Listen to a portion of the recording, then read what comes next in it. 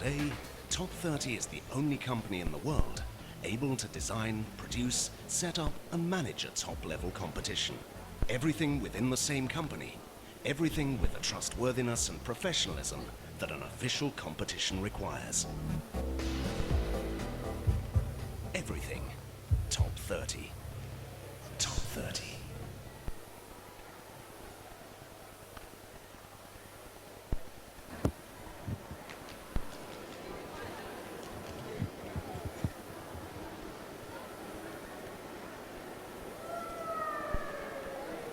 Well, welcome back to Bercy. A little bit of a break there as we finished wrapping up some things for the men's bouldering semi-finals. And what a semi-finals that was. Hopefully you're back with us in the chat room. If so, hello world.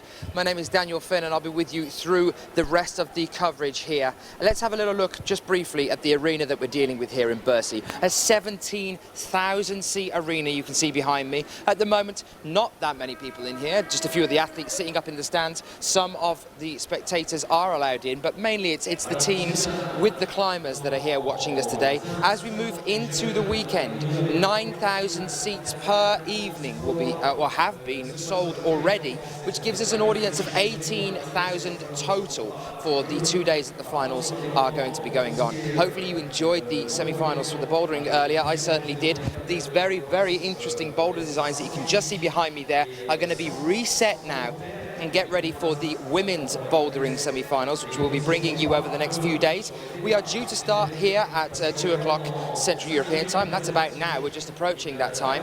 And there's going to be a demonstration, like a talk to the crowd by one of the French compères. So I'll probably be handing over to him in a few moments' time before we start bringing the climbers out. Just behind the bouldering wall as well, you can just see the top of the speed wall that we had in Chamonix there. That has been turned from the paraclimbing qualifications rounds, and that is now set up for the speed qualifications rounds. At the moment, they're just doing their test runs. All the athletes get a couple of attempts on the wall there. 15 meters wall, it is an official wall, which means that if there is a speed record set here, it will be an official speed record by the IFSC. So that's another interesting thing as well. So let's have a little brief look at the kind of routes that we're going to be seeing here now at the bottom of the lead wall to have a look at what the paraclimbers are going to come up and have an attempt at here. No graphic for a start list for you, but I have a start list right here in front of me, so I'll be able to have a little read through and show you as you have a look at the route that they are going to be climbing in a few moments' time. So the first athlete out in the female physical disability section will be from the Ukraine, Valentina Kushakova. We will then move into our next athlete, an Italian athlete. This is in the female physical disability section. You will have Silvia Giacobbo da Pra. She will be coming out next. And then from Great Britain, Frances Brown will then come out. That's the physical disability category. Then we move over to the male arthritis, neurological, physical disability section. I will have a moment to talk through with you exactly what all of these categories mean in just a few moments' time. But that is, we will then be joined by Rafael Mishimura from Brazil, then Alessio Cornamusi of Italy, Noel Collin from France, Matteo Besnard from France, then Andres Sijato from Hungary, and then Manikandan Kumar of Indonesia. We then move over to the female visual impairment category, and that will be 2 Italian athletes to start us off, Giulia Poggioli and then Silvia Paretny, and then from Russia, Dilyara Rakhmanokova will come out as well for the female visual impairment. And then finally, male visually impaired B2. I will explain what B2 means in a few moments' time. First out, and another Italian athlete, Simone Savgani, and then 2 Japanese athletes. It's Kuchiro Kobayashi and Sho Aita for Japan as well. That is going to be what we kick off with today. This is our first paraclimbing final, and we are about to get set with our first athletes coming out. Welcome if you are joining us. Welcome back to Bercy. I hope you've had a nice break, grabbed some lunch, and you now join us for our first paraclimbing final here in Paris.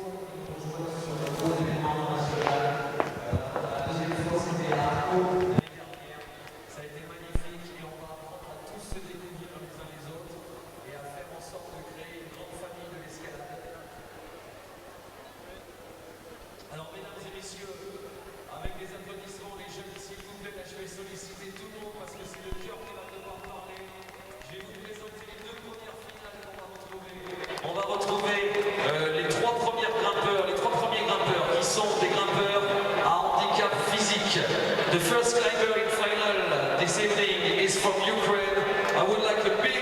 well in a few moments' time, I am told.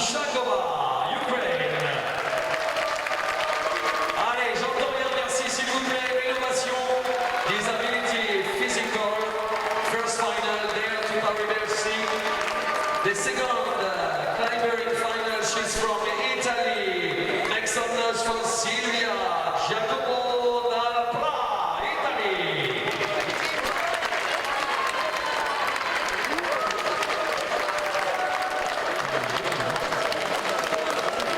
And the third climber in final, she's from Great Britain. Big applause for Frances Brown. Allez le public s'il vous plaît, applaudissements, tout le monde, les nanas, les jeunes, all the climbers. Alors, ça sera la première de nos finales avec ces trois grimpeuses. Les second final with arthritis neurological, physical, disabilité, donc là c'est handicap physique, neurologique et articulaire. The first climber in final from Brazil. Make some noise for Rafael Mishimura, Brazil.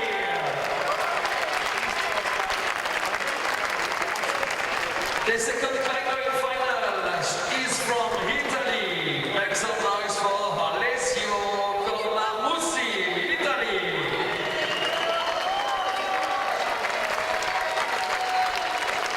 Colamucci. Alors attention, troisième grimpeur en finale dans cette catégorie, s'il vous plaît. Il arrive de l'équipe de France, le public, applaudissements pour Noël Collin, France.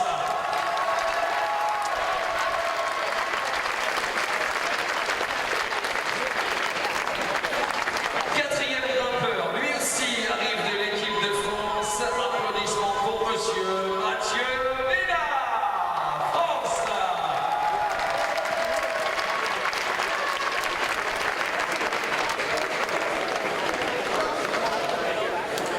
Cinquième finalist is from Hungary. Big applause for Mr. András Szijjártó, Hungary.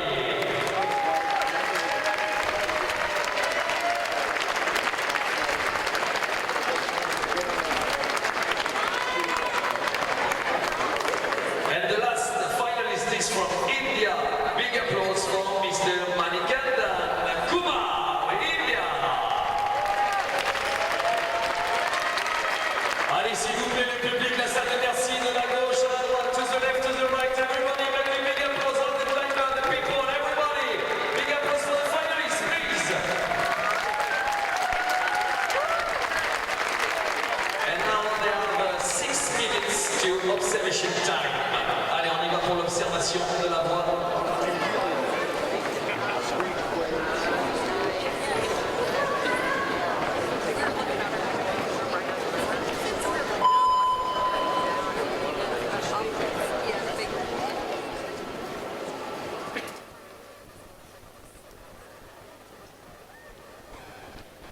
Well, welcome to you if you are joining us here as we watch our athletes go through observation time at the bottom of the wall. A few moments for them to analyze the route that they will be attacking. As we move through this, our first para climbing final.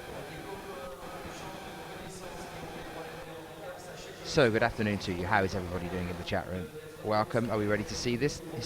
Which is bound to be the most inspirational climbing we have seen so far. The first final of the World Championships. Only the second time that paraclimbing has been included within the World Championships.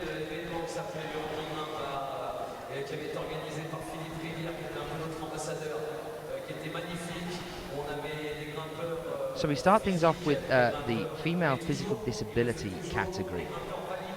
And I will talk more as we go on about how the categories are split and what that means. And also what B1, B2 and B3 means as well. In the classifications of the para-athletes. I am just waiting on, and hopefully should be joined relatively shortly by the head coach for GBR, who's going to come and join us and talk to us about paraclimbing, its history and plans for the future. So we'll have a specialist hopefully coming to join me in a few moments' time to then talk through exactly what we expect to see here, possibly some of the athletes' history and past. I was chatting to some of the paraclimbers at the base of the wall just the other day. Thomas, one of the German paraclimbers.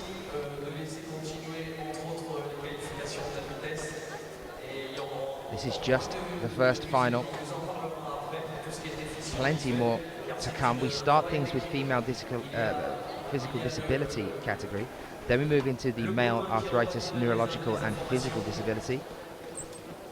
Then it is female visual impairment, and then it is male visually impaired B2. Now B2, just to explain what that means, there are 3 categories in the visual impairment in terms of how the athletes are graded, as it were, in terms of their ability to see. So B1, the first one there, is basically blind. So B1 is basically blind, no visual perception as such. They're not always completely blind, but basically blind. And they will use guides at the bottom of the wall to help them move up. They will have somebody beat for them as they climb. Then B2 is up to 5% vision, roughly. I was just talking through Tim, one of the IFSC technical technicians down at the bottom of the wall, about the grading system for them. So B2 is 5% vision, roughly. They generally can see light and possibly some shapes if they are very, very close up to the hold itself. And then we have B3, which in theory is between 5 and 20% vision. No B3s in any of the finals, actually. There was one climber, a British climber, who was a B3 category, but would technically move into a B2 classification if she didn't have her glasses. But she's not in the final, so we have no B3s here, but we do have some B2s, and we will talk to you about them in a few moments' time. Welcome if you are joining us. We are about to start with our first paraclimbing final. First athlete to come out will be Valentina Kushakova of the Ukraine, followed by Silvia Giacobo-Dalpra, and then Frances Brown of Great Britain. Those are our first 3 athletes out on the wall in the female physical disability category, and that will be happening in just a few moments' time. Any of you joining us in the chat room, any information you might know about any of these, do send it in, let it be known. If you are following these climbers as friends or supporters, let us know any stories you might have.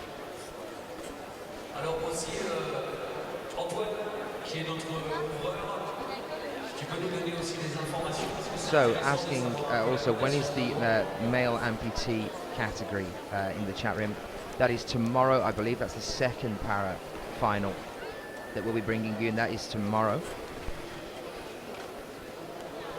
The categories we're dealing with here is female physical disability, male arthritis, neurological and physical disability, female visual impairment, and male visually impaired B2. I was just chatting to Tim about the different classifications of visual impairment, B1, B2 and B3 classifications, and Tim was actually saying in future there is a possibility there that they might actually change the way that that is run, as in, instead of being split into B1, B2 and B3, there's a possibility that they might use eye masks to completely cut off the vision for the athletes and level the playing field so that we could combine them into one category.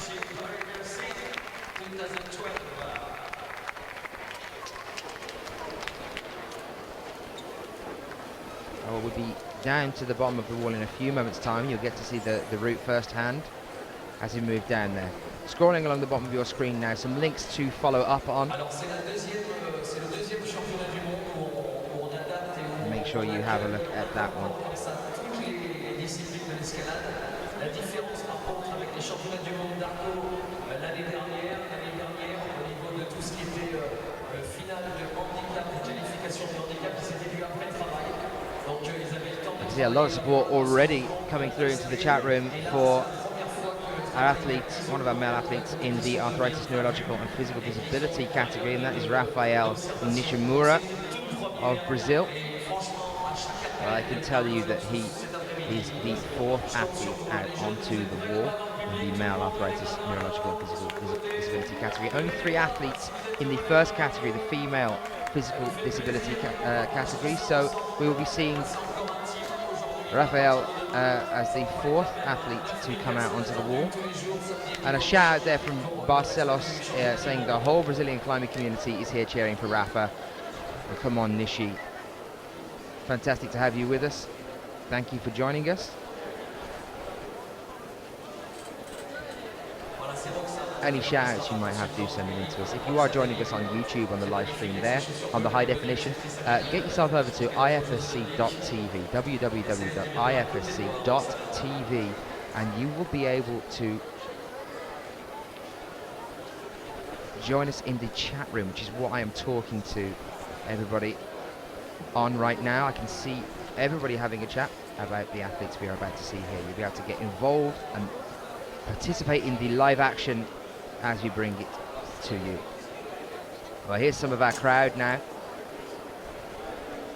waiting to see our athletes come onto the wall. You can see a lot of the climbers from other categories. They're holding, just passing that giant plate over there. That's Klemen Bechin, the Slovenian climber, in both lead and bouldering category. We just saw him in the bouldering semi-finals.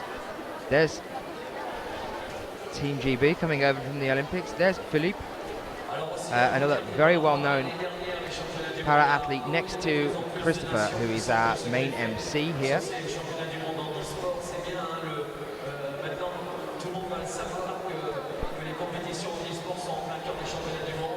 If anyone did miss the bouldering just earlier this morning, it is now available on YouTube. It is already there. If you want to have a look at it, get yourself onto the IFSC's YouTube channel and go on there. You'll be able to see the bouldering semi-finals. It's already up online. You might even be able to catch myself talking to you in the chat room if you were joining us earlier today for that one as well. Do go over and give that one a look.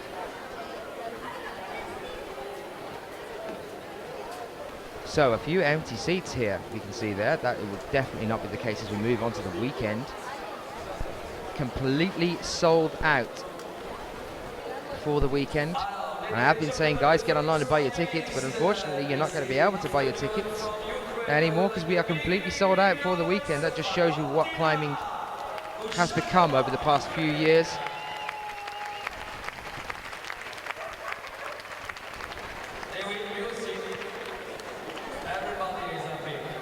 Well, hello to you if you are joining us. Hello to Brazil. It's nice to have you with us as well.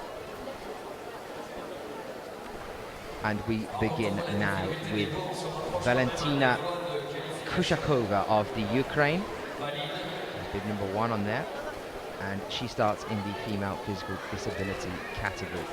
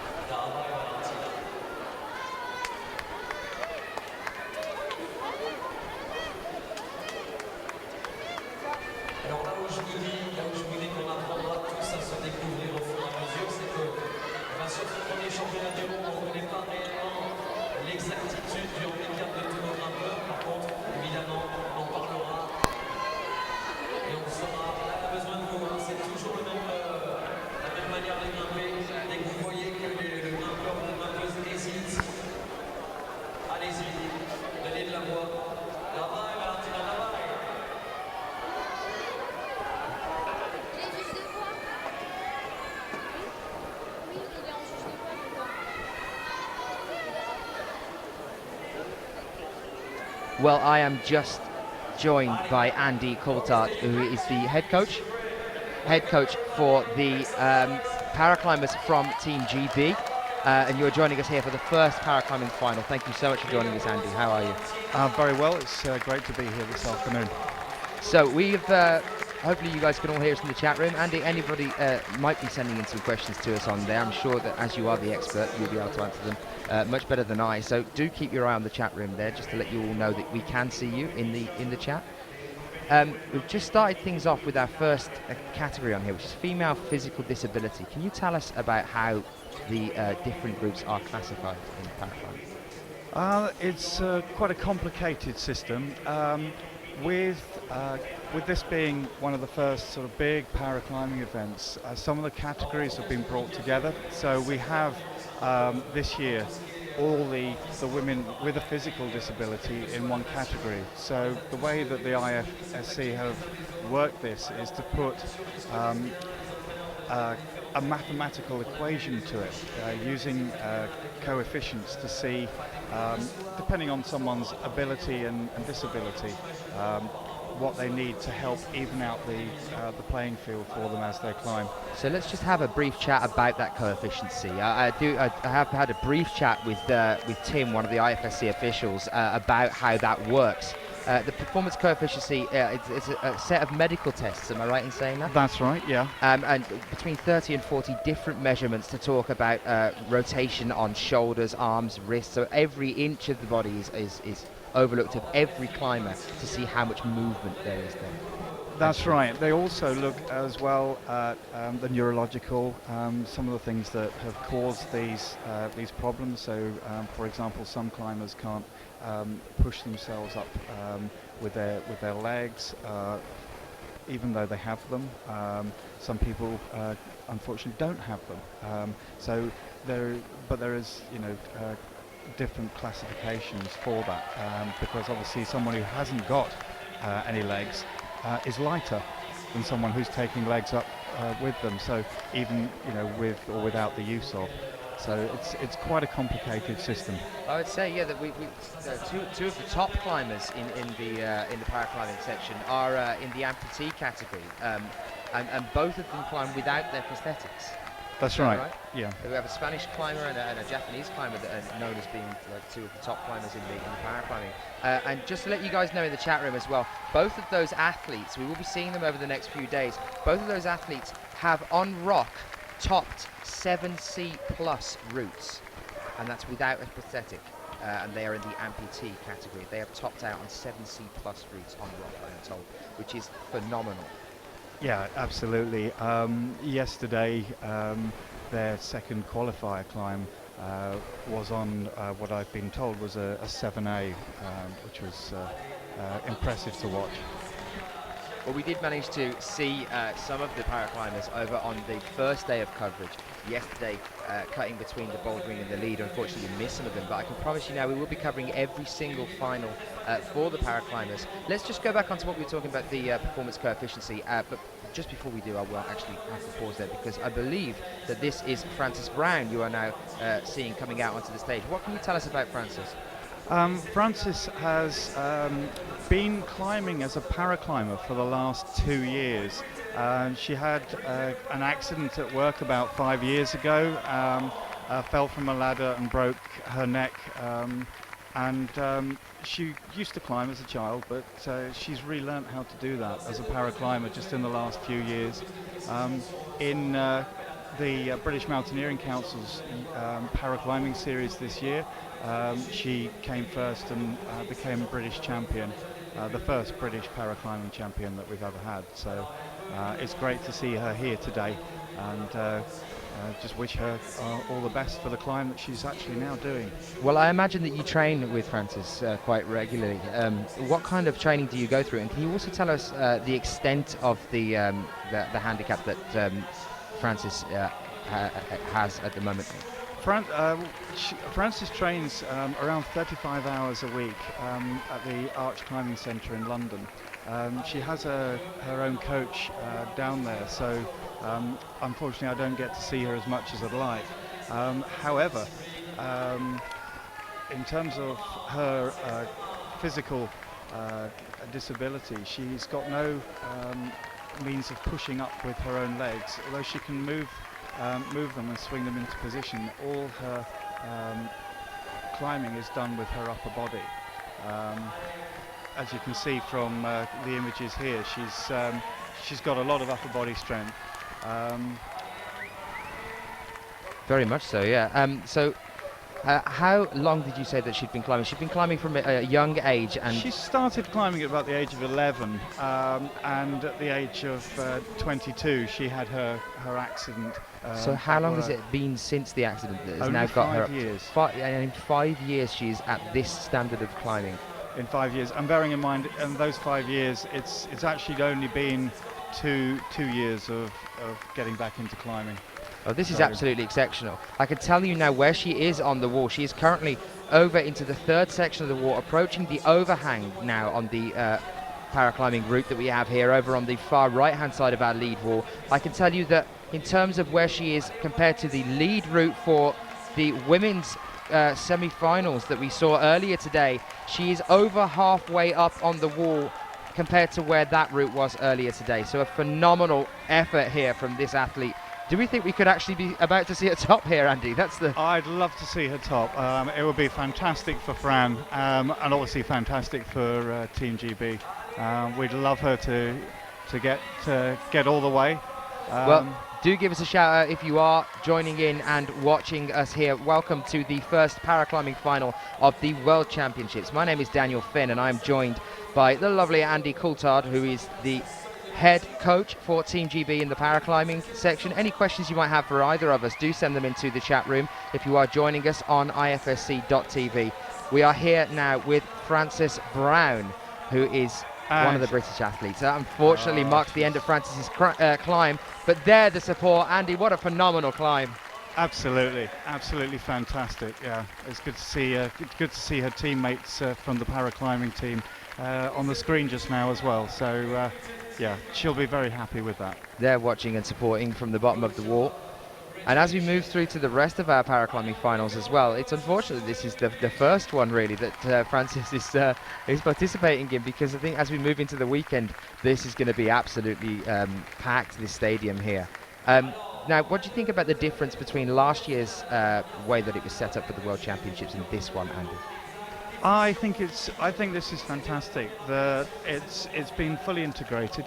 I think that's been really good for paraclimbing, but also good for climbing in general, for everyone to have the chance to mix together. Particularly for us as a team, we've been able to spend time with the bouldering team and work, and encourage them. So where in Britain can people head over to try and get involved in this sort of sport? If anyone is watching now in any country around the world really, and where can they go to approach to start climbing? There are climbing centres all over the UK. Easiest way to find your local centre is to Google climbing and your hometown, and you'll get something coming up. Another way is to contact, if you put into Google the BMC, it's the British Mountaineering Council.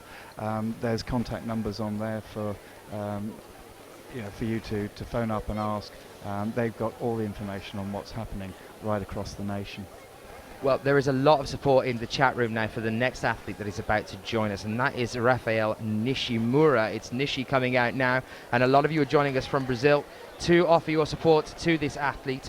Andy, do you know anything about Rafael at all, Nishimura? I don't know very much about him, I'm afraid, other than the climbing that I've seen him do in the last couple of days.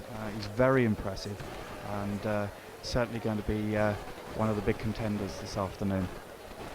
Well, I have very little on Rafael as well. What I can tell you is he's a 31-year-old athlete, born in Sao Paulo, and currently living there as well. If you are joining us from there, do let us know that you are offering your support now. He'll be just out on the wall in a few moments' time. 31-year-old athlete, born in 1981. Let's just take a moment to go back onto the coefficiency gradings and talk about how they work exactly. So the conversation I was having earlier with Tim, so the measurements that are made, we would say that for the paraclimbing, the grading of a 1 is roughly normal. Yeah, but to be graded 1 would depend who else was in your category. Um, uh, So it is normal for that field of disability. Yeah, normal for that field of disability. However, because the reason that coefficients are being used this year is because of the number of athletes. We don't have enough athletes in each of the different disabilities for those disabilities to work as a separate group. For example, within the visual impairment, which we'll see more of later, there are 3 different categories. One is B1, which is no vision at all or light perception. The next one is B2, which is less than 5% visual acuity. And the third one is B3, which is 5 to 20% visual acuity. Anything over 20% and you have too much vision to compete in this category. But because there's 3 different types, putting a B1 climber on a wall with a B3 climber is very different, because a B1 climber is completely dependent on sight guiding for every movement, whereas a B3 climber could have nearly 20% visual acuity and can find some of the holds themselves. So that's where, if there was enough, this year in the women's visual impairment, we've had 11 competitors. 3 of them, the original classification, 3 of them were B1, 7 were B2, and 1 was B3. Indeed, that was the only B3 climber in the whole competition. It was, and she was from Great Britain as well. But yes, so because of that, because they're all in together, competing against one another, it wouldn't have been fair if we'd had separate categories. The B3 competitor would have had no one to compete against and would have won by default, whatever she'd done, even if she'd just taken a foot off the ground. Well, so one of the ways that I was talking to Tim that they're thinking about possibly changing that for the future is by equaling the field by using blindfolds for all of the visually impaired athletes. So all would have to climb with guide and blindfolded. What do you make of that? What do you think about I've that? talked with Tim about this as well, and with some of the other IFSC guys, and I think that yeah, it could work. However, in order for it to work, it would have to be adopted by all the national federations and be taught from grassroots level up.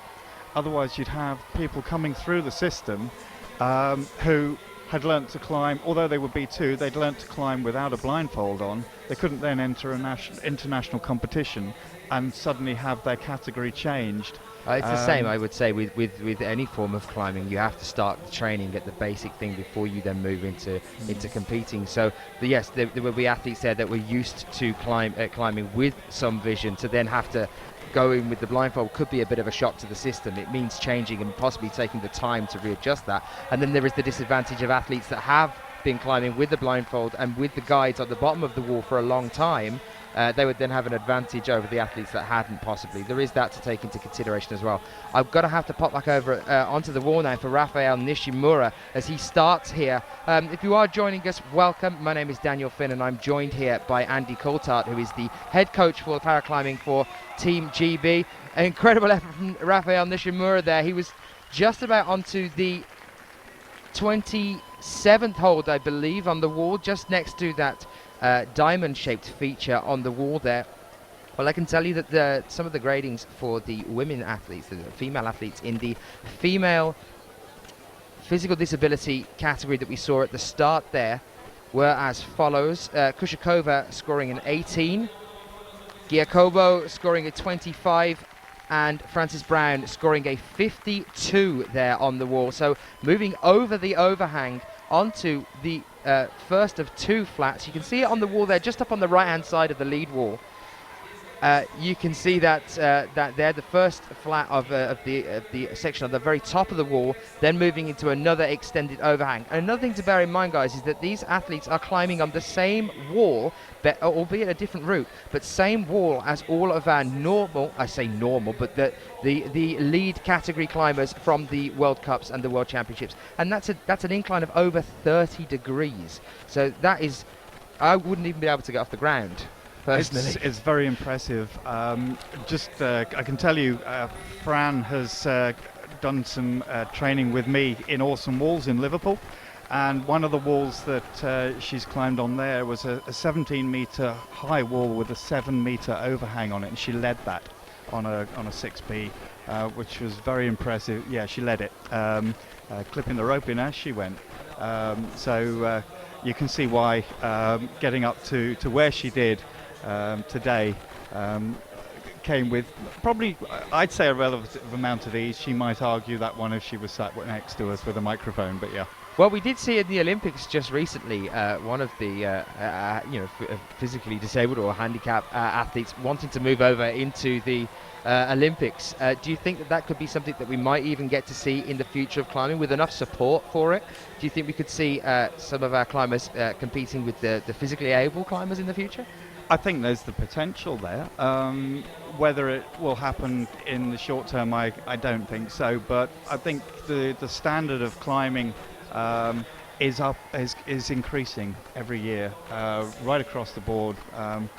Through from bouldering, paraclimbing, through to the lead, and even the speed climbing is constantly on an improving curve. So, and we were talking with paraclimbers yesterday and saying that the standard for next year's competition is going to be that much harder. The bar, if you like, has been set, and people entering next year are going to find it that much tougher and are going to have to train, well, in 2 years' time when the next World Championships is going to have to train that much harder just to get to the same point, really. So the competition is picking up then over the next few years, now that it is fully a part of the World Championship. The paraclimbing is going to continue to be so, I do believe. You know, it's now we have 4 different disciplines in our World Championship as opposed to 3. We get the bouldering, the lead, the speed, and also now the paraclimbing as well. And I can tell you that from my angle, and there is definitely a lot of people in the chat room saying the same thing, and a lot of support online saying the same thing. It is utterly humbling to watch these athletes coming out who have had to push past and struggle against so many difficulties in their lives, coming out. And I can tell you now that I would say that 80% of the climbers that are climbing this route on the wall have already got further than I would if I was out there. Likewise, yeah. But I think as a coach, that's something you want. I want all the youngsters I work with to excel far beyond my ability, and it's great to watch them do it. And as you say, as we're picking up on all the comments coming in, that it's very inspirational what we're watching. I mean, I work in Liverpool with a group of blind climbers who are aged 7 to 18 in a climbing club called On This Rock, and they've got their sights on this World Championships.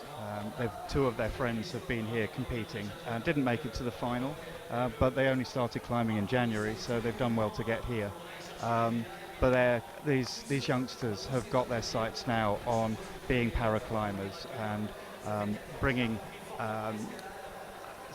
being ambassadors, if you like, for disabled climbing and raising the profile of the sport. So as a future for it. As a future for it. So there is already up and coming talent and a future ahead, and I think that future will grow brighter as events like this become more widely publicised and televised. And well, as we are now talking about a bright future and being publicised and televised, let's go back on to what we are watching right now. Now, this is Noel Collin of France, competing in front of his home crowd on his home turf here at Bercy in Paris. Welcome if you are joining us. We're here at Bercy Stadium in Paris. Do we know about Noel? Have you met him as a person? I haven't met this man as a person. I've seen him climb in the last couple of days, and again, he's very, very good at what he's doing. He's very focused, and it's just inspirational to see someone with a disability just putting that almost to one side and concentrating on the climb. Well, I can tell you that Noel Collin is currently approaching the point that we saw Francis Brown reach earlier today. This is the point where we started talking about that. He's now onto the 46th/47th hold as he moves around onto the middle section of this overhang now, pushing up into the final sections on the wall here. So this is a 15-meter tall wall. It's 6 meters wide, and the start of this route, I can tell you now, is more or less identical to the start of the female semi-final wall that we saw earlier today. They start almost identical. A phenomenal effort there then from Noah Collin as he comes down on the 48th hold. He should be really pleased with that, and I'm sure his home crowd will be thrilled with what he's just achieved. He's 36 years old, Noel Collin, from France.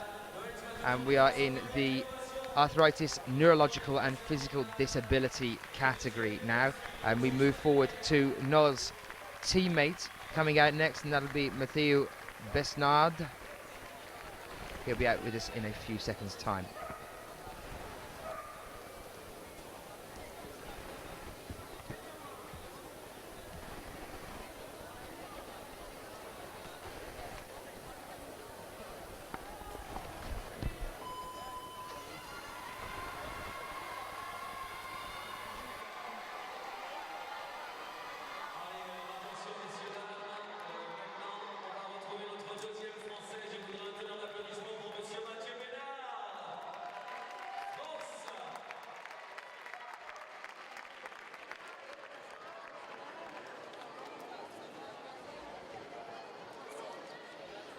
Here is that teammate coming down to join us, just starting off, moving on to the 12th hold on the wall already. So a total on this wall of 65 holds. 65 holds altogether. We have the route map in front of us. He's just approaching now with a hand on the 19th hold, this diamond shape feature on the wall here.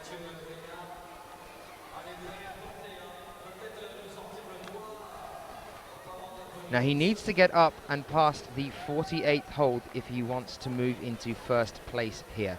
It's one of the larger categories of the paraclimbing section. We have a total of 6 athletes in the final here, which is only 2 away from what we would see in a normal lead final. 8 athletes altogether. It's the amount that we take through into the bouldering final as 6.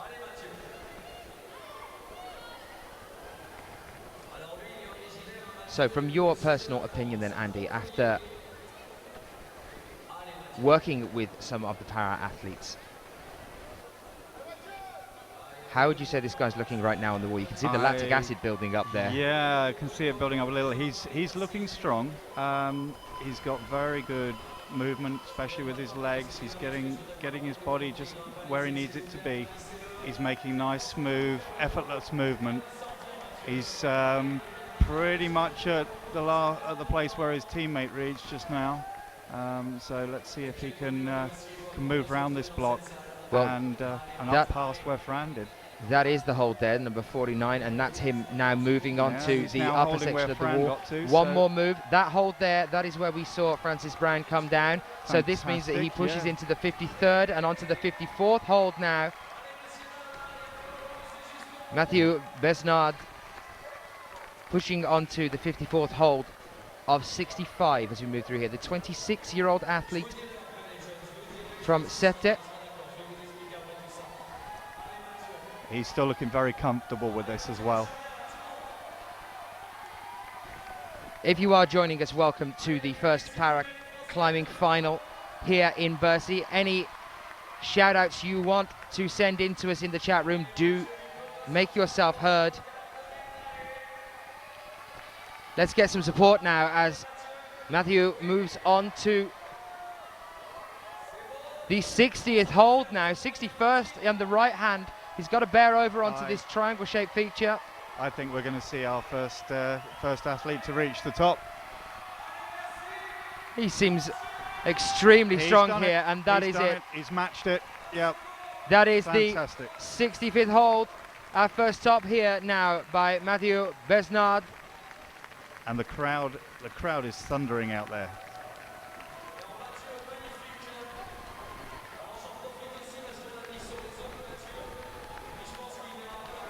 And that's what we like to see. No holes barred here on this one. Well, if you are joining us, a very warm welcome to you. If you are joining us over on YouTube now as well, if you hear us referring to the chat, get yourself over to ifsc.tv and we'll be able to have an interactive conversation with you guys. That was our first top of the finals here at the moment. And we are only on our 7th athlete. That was our 7th athlete to come out and join us. And that's 7 of 15. So we're roughly at the halfway point now for this, our first set of finals in the para climbing category. Some responses from the chat room from Sharma. Awesome, man. There's a top from Jay. Wow. Sharma, great, nice. And from Marcelo as well, all are winners. We now move over to our Hungarian athlete. Very, very quick to start on the wall here. Not waiting around at all, Andras Sigiato.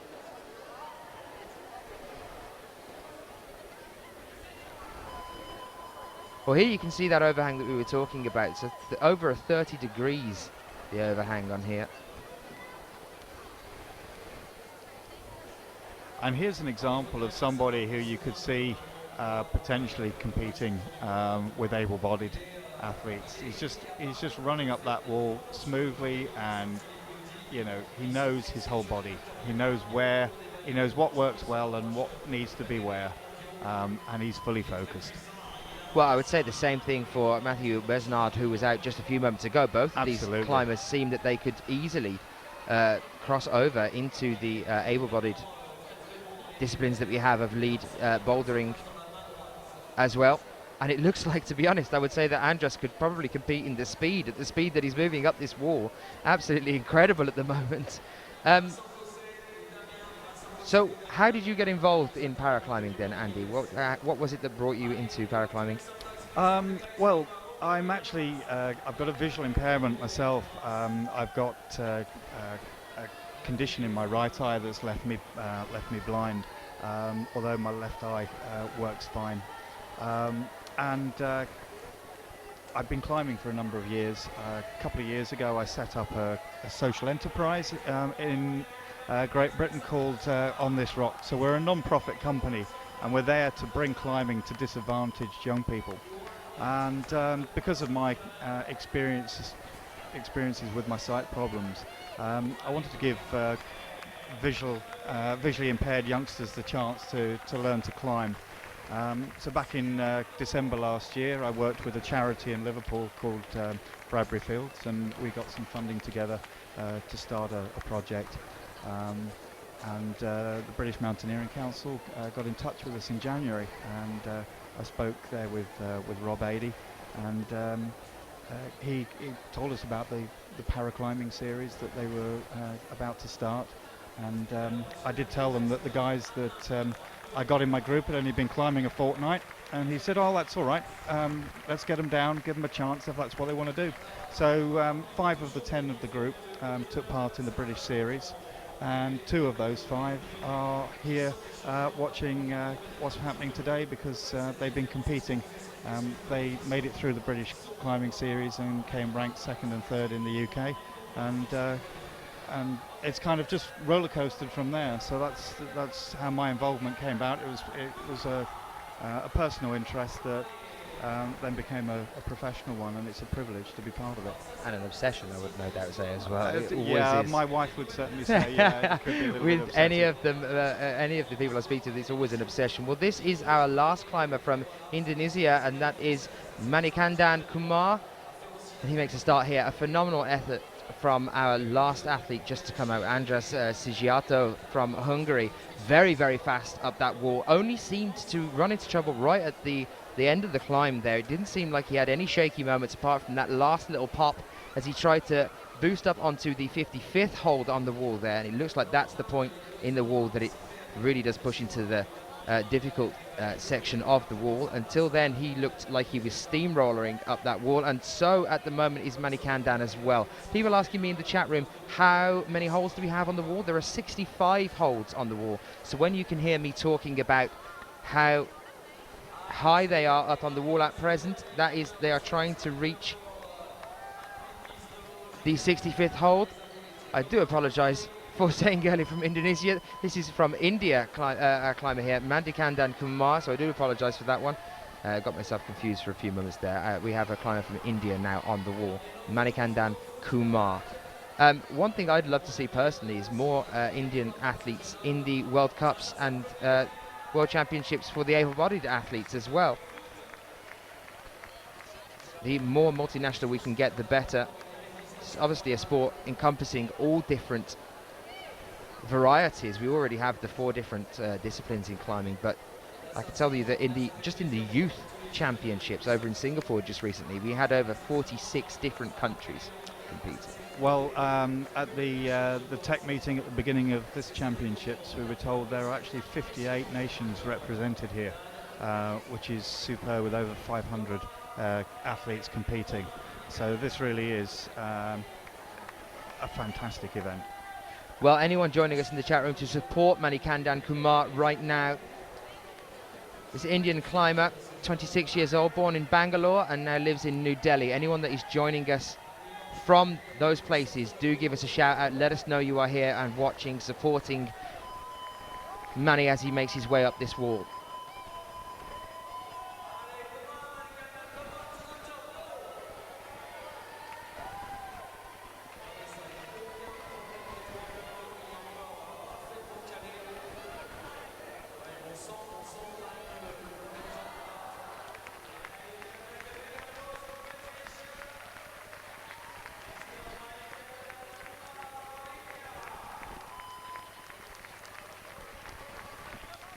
By phenomenal effort there from Mani. It comes down acknowledging the crowd. That was the last climber in our arthritis, neurological and physical disability category for the men's. We now go over to the visual impairment category for the women's, and our first climber to come out will be Giulia Pagioli of Italy.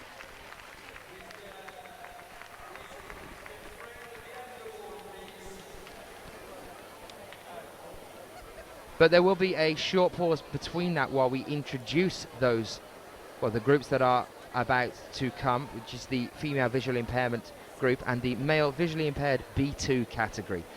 So we will have a short moment's respite as they are introduced to the audience watching before they start their climbs. I'm going to go off on a hunt and just double check the route difficulty for this one. I know that there are 65 holes altogether, but I want to know exactly how difficult we're looking at. So give me a few seconds and I'll be back with you.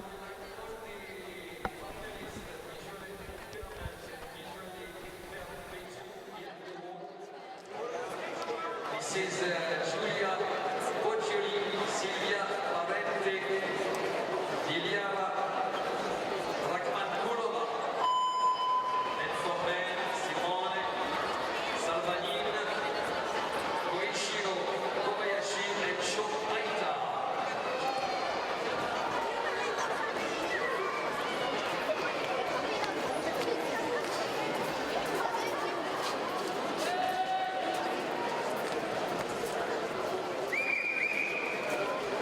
Et alors, voilà, on a appelé pour... ils vont nous rejoindre derrière le mur. Juste pendant ce temps-là, elle a le sourire qui commence à se crisper. On a Roxane qui est aussi et non-voyante, où elle va nous expliquer, qui est membre de l'équipe de France qui n'a pas pu se qualifier pour les finales. Et elle va nous expliquer surtout la chose qui est importante, c'est l'alliance entre le duo, le guide qui est en bas. Bon, on apprend tous à se découvrir, mais c'est quand même quelque chose de très important pour vous. Au niveau non-voyant, il faut que les informations soient très très précises.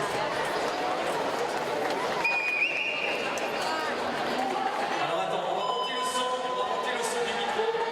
Et je voudrais qu'on applaudisse Roxane, membre de l'équipe de France, s'il vous plaît.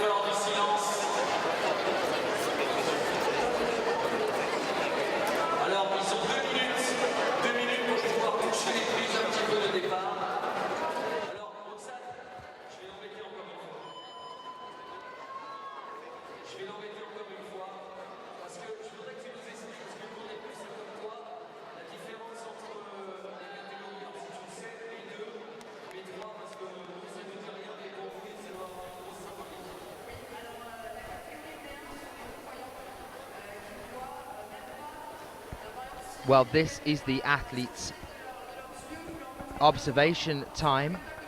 The collection of athletes that we have here, only 6 here. And that is in the female visual impairment and male visually impaired B2 category. Welcome if you are joining us. My name is Daniel Finn and I'm joined by Andy, who is the head coach for the paraclimbers from Great Britain. If you are watching, and you'll see them standing there's a lot of arm movements going on. That's because the coaches, or the people who've been asked to be their sight guider, you can see the girl from Italy there being shown where the first handholds on the wall are, and her coach talking through the movements she'll need. With visual impairment, especially B2 and B1, a lot of help is needed for the athlete in order to make the physical moves they need. Obviously B1 can't see anything on the wall at all, so they're completely reliant on the sight guiding. So that's why the coaches come out for this observation in order to prepare themselves to take the athlete up the wall. Well, welcome if you are joining us. This is our second section of our first final for the paraclimbing athletes here at the World Championships in Bercy in Paris. Talking about some of these athletes, I can tell you that over the next few days we will have much more information on the individual athletes to bring to you about what's going to be happening to them. It is always difficult. Paraclimbing is such a new sport. This is only the second year, remember, guys, that this has been included as part of the World Championships. And actually last year it wasn't included during the time of the World Championships. It was actually an event that came at the same venue just after the World Championships had finished. So as we move through the competition, we will of course do our utmost to try and find as much information on the individual athletes for you as possible. Just to give you an update as well on what is going to be happening as we move through the rest of today.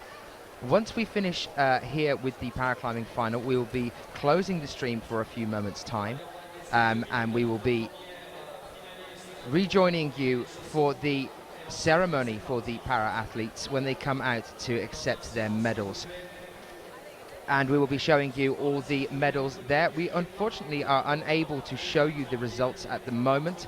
That's from the live system set up for the program, and we are waiting for the IFSC judges and officials to update us on that one as well. So as soon as we do have them, we will of course try and let you know.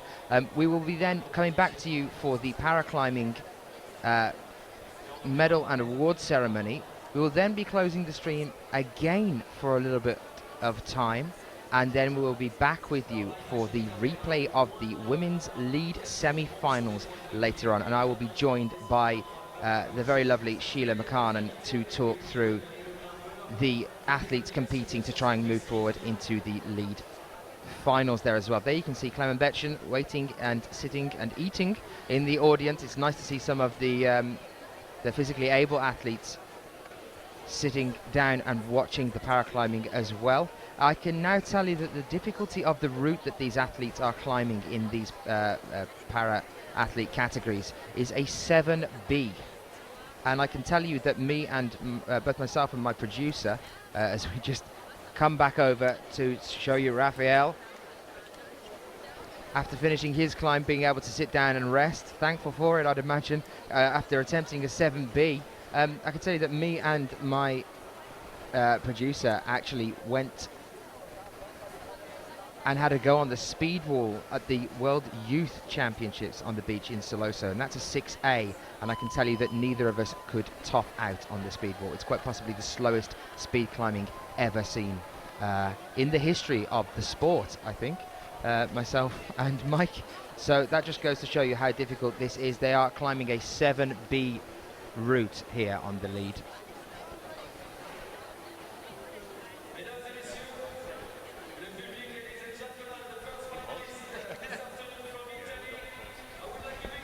So here we are about to get started with our first athlete, and that is Giulia Poggioli of Italy. She comes out onto the warm. This is in the visual impairment category.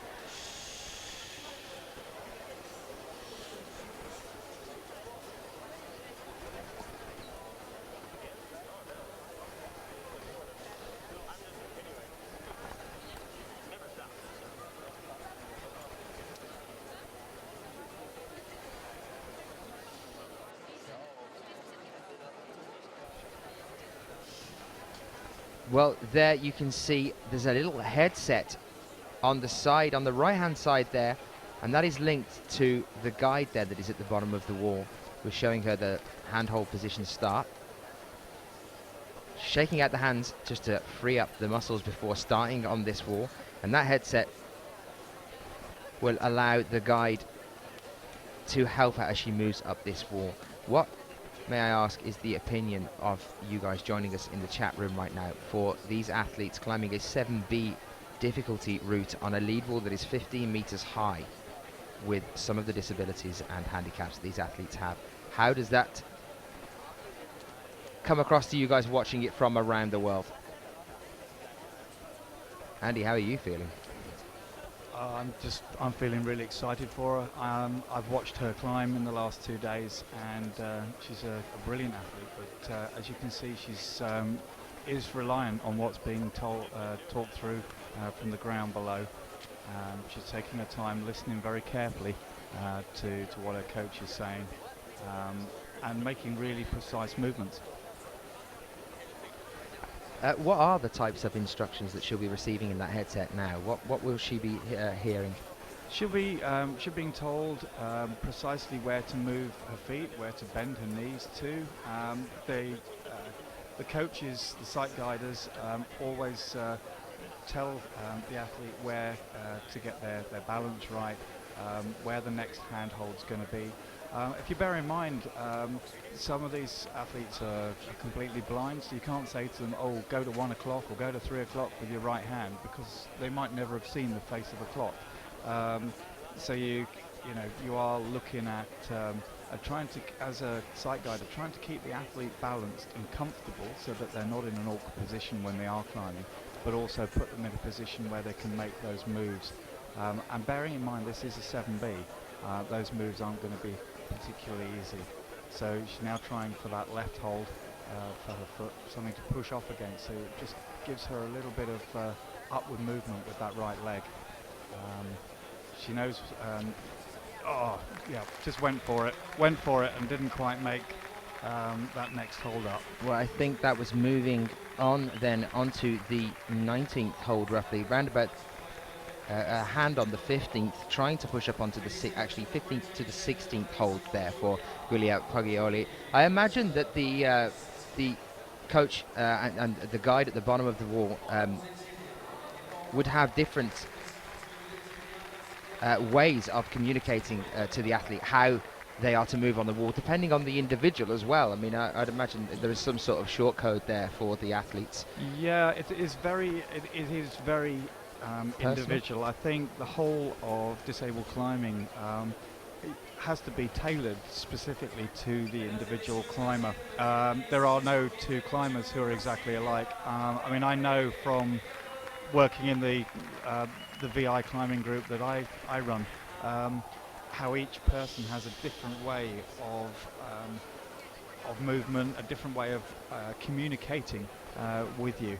Well, let's go over now just to the next athlete that's coming on. This is another Italian athlete. It's Silvia Parente. Doesn't seem to have a headset, unless I can't seem to see one there. It looks like her guide is going to be shouting up to her on this one. Maybe that's a decision they've made together. Yeah, but as you can hear, the crowd's gone very quiet, and it's great. It's something that they know the climber needs. They need that focus. They need to be able to hear what is happening. But one of the things with sight guiding is you have to be able to do the climb from the ground. Just observing it. So you've got to know that climber's ability, their physical, what they're physically capable of. There you go. And also think through every move yourself ahead of what they're doing, so that when they actually reach it, you're able to give that instruction. So you're giving the instructions on what they're doing, but you're also route planning a couple of holds ahead, just so that when they get to that point, they can make that move swiftly and comfortably. And there's no stress on them. There's a request in from the chat room from D. Hillen that's joining us from India for Miniman, who I know You were talking about, it's Mani.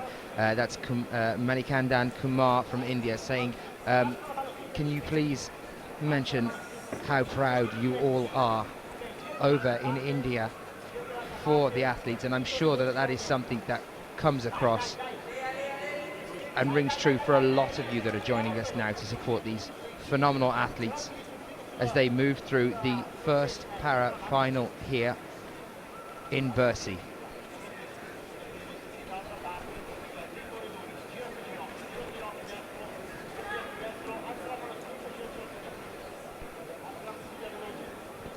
Well, you should be able to hear, just as we lose that athlete, but you should be able to hear now. We have just run over and put a mic down at the base of the wall, so you should be able to hear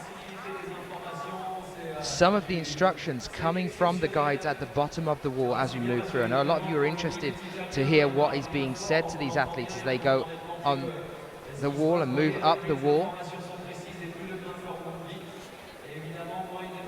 So you should, over the next few climbers, be able to hear what is being said on the ground. And we can always turn that up a little bit if you guys want to hear some more of that as well. Welcome if you are joining us. My name is Daniel Finn and I'm joined by Andy Coulthard, who is the head coach for the British team of the paraclimbing. Our next athlete just about to come out now from Russia is Dilyara Rakhmanulova. She's coming out with her guide at present. It looks like we're not going to be seeing a headset here either. Although her guide does have a talkie in his hand, so maybe we will be. Here's the, it's on her back there. You can just see the receiver on the belt next to the chalk bag. So hopefully you should be able to hear some coaching now from the bottom of the wall.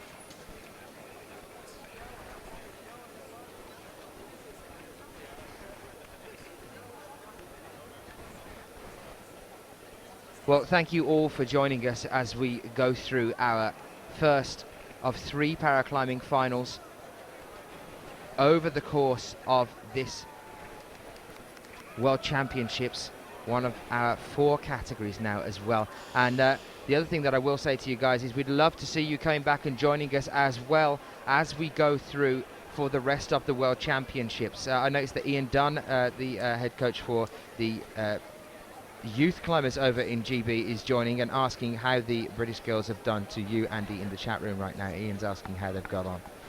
Ian, they've done remarkably well. We've just seen Fran Brown taking part in the final and getting very far up this wall, ahead of her competitors. So we're waiting for the official results to come, and the other 2 GB athletes who've been competing in the women's VI category, Sam and Rianne, have both finished the competition now. They didn't make it into the final, but they came with a ranking of 8th and 10th, which is something that they're incredibly pleased with, seeing as I said earlier, they only began their climbing back in January this year. We were talking earlier as well about the performance coefficient tests as well, and the fact that on that rating it was a 2.22, I believe, for Fran. Yeah.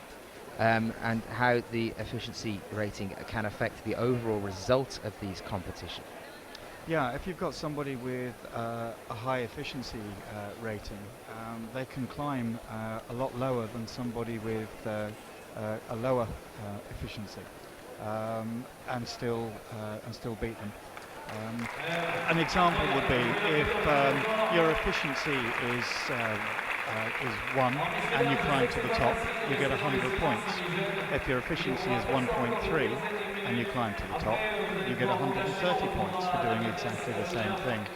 So somebody with a 1.3 efficiency could climb, could fall off before they reach the top and still beat somebody with a lower efficiency who makes it all the way up, which can make reading the results very confusing. And it's something I know that Tim at the IFSC has done a lot of hard work on over the last few days to make sure that the results are understandable for everyone. Absolutely, our IFSC judges and delegates are and have been working tirelessly for the past year or so to try and get everything ready for Bercy here at the World Championships. Well, that was the end of Diliara's climb just there, reaching the 32nd hold on the wall there.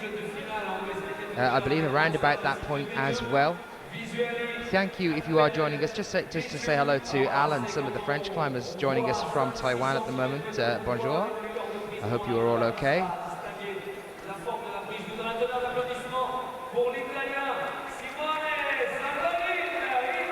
And here we are with our next athlete now as we move from the last climber in the female visual impairment category to the male visually impaired B2. This is Simon Salvagnin, and he is in the B2 category, which means that he's dealing with roughly 5% of vision. So generally can see some light and dark patches and possibly some shapes if extremely close. Is that what we're looking at? That's, I mean, again, within B2, there are a lot of different eye conditions that would qualify as B2. I mean, he's certainly got no more than 5% vision, so he's, if you notice, he's wearing tinted glasses, which may filter out certain types of light that basically will help his visual acuity just to be a little bit clearer, give him a chance to find holds. And he's just found that foothold on the left, that little blue one, you know, nice and quickly and very precisely. Could be down to a bit of help from the sight guider there, but also it looks to me from my experience that he's got the ability to see as far as his feet, which in climbing, as you well know, is crucial. Well, so he's yeah, definitely got doing well. some vision there. You can see him looking up ahead at the next holes that he pushes onto. He's very quickly moved up this wall. He's already onto the 35th. Well, actually, his hands now, the left hand is on the 37th hold there. I know some of you are asking about the colour differences on the holds and the fact that they're rainbowing it. They're using both different colour colours on the wall. Actually, the blue colour holes that you can see there, as Simone unfortunately slips off there, pushing towards, I think, the 38th to possibly up to the 39th or 40th hold. So a fantastic effort there from Simone. The blue holes that you can see on the wall there are actually the start of the women's lead semi-final category for the able-bodied climbers. They are incorporated within the route, which is a 7B grading difficulty for the paraclimbers here, and it just goes to show you the kind of difficulty that these athletes are climbing on. So yes, that is included within the route. I can tell you that large blue hold you can see there at present is hold number 3 on the marking sheet that I have in front of me now. So now we move over onto our next athlete, which is Koishiro Kobayashi from Japan. Any support from Japan, do send them over to us and let us know you are watching.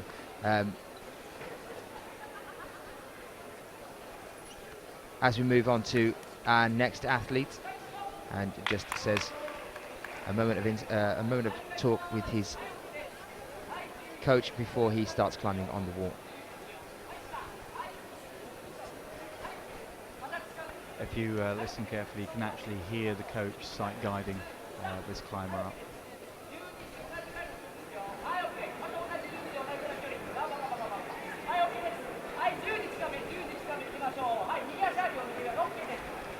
In fact, we're going to leave it with just him for a moment so you can experience what is actually happening in this silent arena as the coach talks Koshiro through what he's doing now.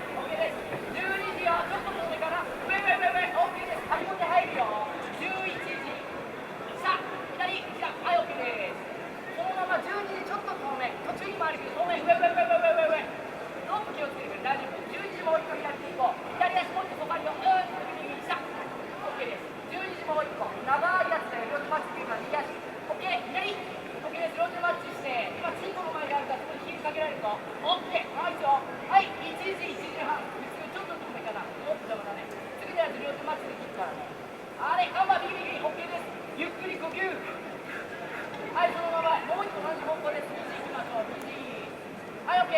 真下にあるよ、真下に。足がね。上。はい、OK です。はい、11時行きましょう。はい、OK です。ちょっと遠めで12時行ってください。ハリボテ、2個目のハリボテ、超ちっちゃいハリボテよ。スイッチして、上。右。はい、OK。12時遠め左手、その次はもうマッチしましょうね。休めちゃって休んで、呼吸。上、も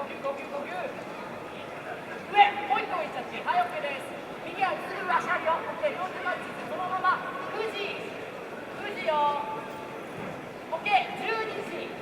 普通同じぐらいの距離かな。その次が左、もっと上。OK です。12時。下。はい、OK です。はい、9時です。その次、蝶々。はい、下よ、行って。蝶々よ、行け。その次がそのさっき使っていいかわかんない。どっちでもいいやつね。休んで。次が12時よ。さっき言ったとこ、それ蝶々だぞ、そう、途中にあるやつだからね。そう。それを右手で掴んで左手で次行ってもいい。ハリボテのまず1個目のやつ。いや、走らないとこ。下。そこを奪う。OK、そっち見るよ。さあ行きましょう。看板。12時だぞ、12時。さっきのやつね。頑張れ。近めで12時。左手に行った方がいいかな。そっちいいよ。上。今の右。はい、下。右。それ一回マッチできたらマッチして。すごい近めで2時行くと。すごい近め。ハリボテの右の側面。足踏み替えて、側面。すぐに。OK。12時よ。11時ぐらいかな。近め。よし、次の足元大きく行くからね。蝶々次、真上12時ですよ。バンバン。足もっと下。もっと下に回るよ。もっと下。OK。下。OK、下。それボルトだよ。右、左。その上。それ。下。両手で持って違う。それ、下。それ両手でアンダーに持ちましょう。OK。で、その両手でマッチして。右。2時です。両手マッチして。右2時よ。右2時。ガンバン。右行くよ。右の側でよ。右。頑張れ。下。右。OK です。真上12時左手。右下。OK です。その後が2時よ。さっき言ったやつね。その上。それ両手マッチできる。マッチして。大丈夫。先生。左あるよ。両手マッチして。右手で12時行きましょう。ガンバン。右手で12時。そしたら右の方にあるよ。さっきフロート。違う。右手12時だよ。右が12時。上。右。OK。右の腰の右の方にリップのとこであるからね。そのままガストンだよ。11時。ガンバン。ちょっと遠め。それ。OK。右とね、スイッチして足変えてもいいと。あれ。OK。右つけて、ガストン。上。OK。ナイス。左足上げて。下。OK。両手マッチが、ちょっとクロスで12時上行こうか。ガンバン。落ち着いて。ガンバン。OK。ナイス。OK ですよ。左手あるよ。それグラビット。あれ。OK。その上に2つ下がってるやつだよ。覚えてる？その後、上。ナイス。左手持って、両手で持てるか？ OK。その下。頑張。ハイブリッドの上にあるよ。右。下。OK。両手持てる？両手2つあるよ。頑張れ。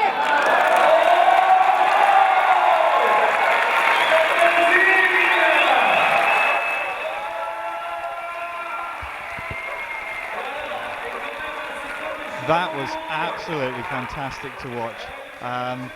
Guys, any comments that you want to make on that, we'd love to hear them. That was just incredible. Some amazing sight guiding going on there as well.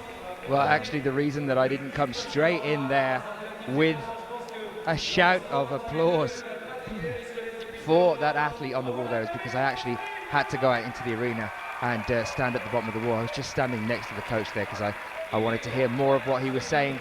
Just phenomenal to see them cooperating with each other in that manner out on the front of the wall. The arena was completely silent. The atmosphere out there was phenomenal as well. And then this huge roar of applause as he came off the wall as well. I can tell you now that I really hope that you guys are getting some of this coming through on your screens wherever you are watching this, some of the atmosphere here and the support here, because it's definitely extremely moving to have it here at the arena. And as you know, in the climbing world, there's a huge amount of trust involved between climbers and belayers.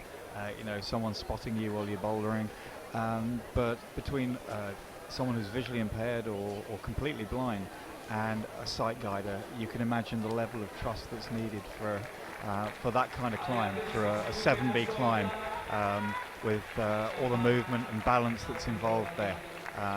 You know, it really is a partnership effort. Well, I can tell that some of you are having a discussion in the chat room as well now, but possibly putting a headband around the eyes like a blindfold so that all these athletes could compete together. That is actually a possibility for future events. I was talking to Tim, who is one of the IFSC's delegates, down on the ground a few moments ago, just before we started bringing you this coverage. Just to let you know, as you're obviously seeing, we're now with Sho Aita of Japan as well. And another athlete that will be guided up the wall, a little bit quieter this time, as he's got a headpiece in and the coach is talking on a walkie-talkie, so we won't just go straight over onto there. But that idea that Alan has had about putting the headband on is a possibility for future events as well. We've been thinking that through a little bit here during the World Championships. Obviously, if that's something that national federations and athletes think is a way forward for a World Championship, to have a level playing field with everybody blindfolded, then again it's something that would need to be adopted by the national federations for their own paraclimbing competitions, and it would need to be adopted right down at grassroots level, really, for those learning to climb who might then want to compete. Otherwise, it's asking someone to relearn the way that they climb. Well, I tell you what you can do if you are interested in experiencing it for yourself. I know a lot of you are climbers yourself. Well, I'm telling you now, next time you go down to a gym, you take a headband with you and a couple of walkie-talkies, get yourself over onto a 7B route, get roped up, make sure you are safe, and just try this for me. And then let me know how it went. This is what I want to know. Next time you get down to a gym, give it a go for me. Promise me you'll do that. And then come back and join us in the IFSC.tv chat room and let me know how that went and how hard it really was yourselves as well. And that'll definitely get you appreciating exactly what these athletes have to go through on the wall at present.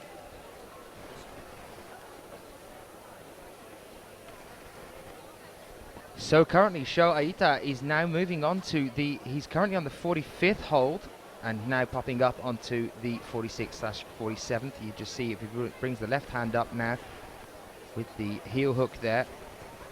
He's now going to try and pump up to the 48th hold, which is around onto the right hand side. There it is, and then he'll secure the 49th as he moves up onto the top section of the overhang. Looking a little bit shaky there. Let's see whether he can secure this.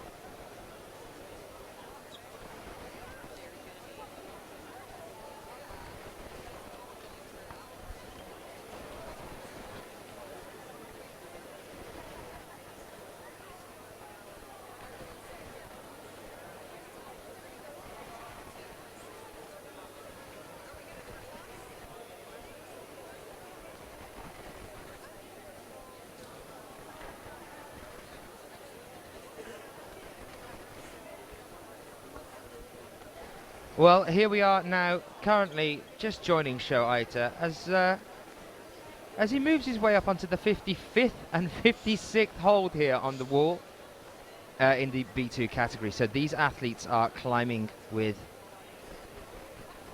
roughly 5% vision, and that unfortunately brings an end for him. And I think that's going to be very, very close between him and his teammate Koshiro Kobayashi. I'm not sure which one of them is going to take the title there. Well, without their coefficients rankings in front of us, we're just going to have to wait and see on that one, because as with all these climbers, they've got to work out exactly who's in the lead position.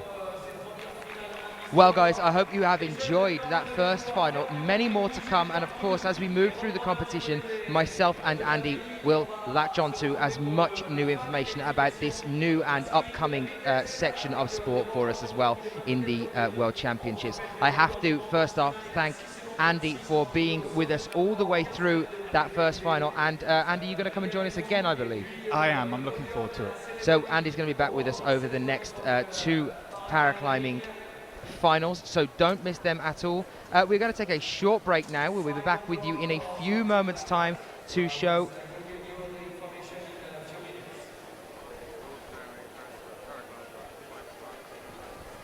the award ceremony. Actually, not in just a few moments' time. It's due to pop up at 5 o'clock. That's Central European time. So we'll be back just a little bit before 5 o'clock to bring you the award ceremony for the paraclimbing. And then after that, at roughly, I'm imagining, well, we originally planned for 7 o'clock Central European time, probably now about 6 o'clock Central European time. We are going to be bringing you the replay of the lead semi-finals for the women's, and I will be joined by the lovely Sheila McCarnan, and we will be talking through that with you as well. Andy, thank you so much for joining us. Pleasure. And we will see you over the next couple of events. I'll see you in a few moments. Take care.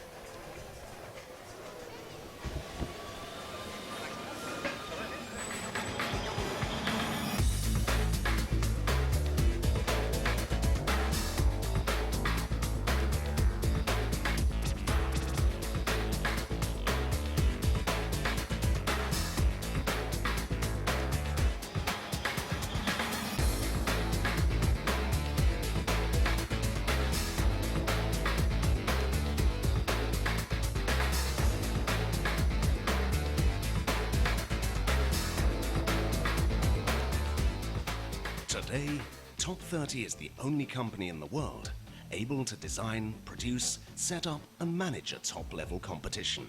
Everything within the same company. Everything with the trustworthiness and professionalism that an official competition requires. Everything Top 30. Top 30.